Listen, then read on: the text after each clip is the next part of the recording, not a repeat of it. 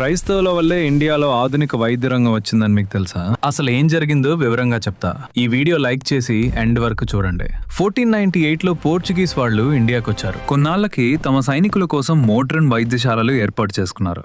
కానీ అప్పటి భారతీయ ప్రజలు నాటు వైద్యంపై ఎక్కువ ఆధారపడేవారు. అప్పటికే క్రైస్తవ మిషనరీలు ప్రజలకు తమ వంతు సహాయం చేస్తూ ఉండేవారు. ఒకరోజు రాత్రి ముగ్గురు వ్యక్తులు ఇడాస్ కడ్డర్ అనే క్రైస్తవ మిషనరీ మహిళ ఇంటికి వచ్చి తమ భార్యలు ప్రసవ వేదనల్లో ఉన్నారని తమరు సహాయం చేయాలని కోరారు. కానీ ఆమెకు వైద్యం రాదు. అలాగే ఇంకో డాక్టర్ కూడా అందుబాటులో లేరు. ఆమె నిస్సహాయురాలైంది. ఆ గర్భిణీ మహిళలు చనిపోయారు. ఈ సంఘటన ఆమెను ఎంతగానో కలిచివేయడంతో ఆమె యుఎస్ఏ వెళ్లి వైద్య విద్య అభ్యసించి తిరిగి ఇండియా వచ్చి ఆంధ్రాలోని నెల్లూరులో స్థిరపడ్డారు. 1900 సంవత్సరంలో ఒక గదిలో డిస్పెన్సరీగా వైద్యం చేయడం మొదలుపెట్టారు. ఆ రూమ్ తో ఆపకుండా ఇంకా డెవలప్ చేసి ప్రసిద్ధి చెందిన Christian Medical College and Hospital సిఎంసిని వెల్లూరులో స్థాపించారు. ఆ తర్వాత మహిళలకు, నర్సులకు వైద్య శిక్షణ ఇవ్వటంపై ప్రత్యేక దృష్టి పెట్టారు. అలాగే డాక్టర్ క్లారా స్వైన్ అనే పోర్చుగీస్ మిషనరీ మహిళ ఉత్తర భారతదేశంలో ముఖ్యంగా బరేలీలో మహిళల కోసం ప్రత్యేకంగా వైద్య సేవలు ప్రారంభించారు. ఆసియాలో మహిళల కోసం మొట్టమొదటి వైద్యశాలను స్థాపించిన ఘనత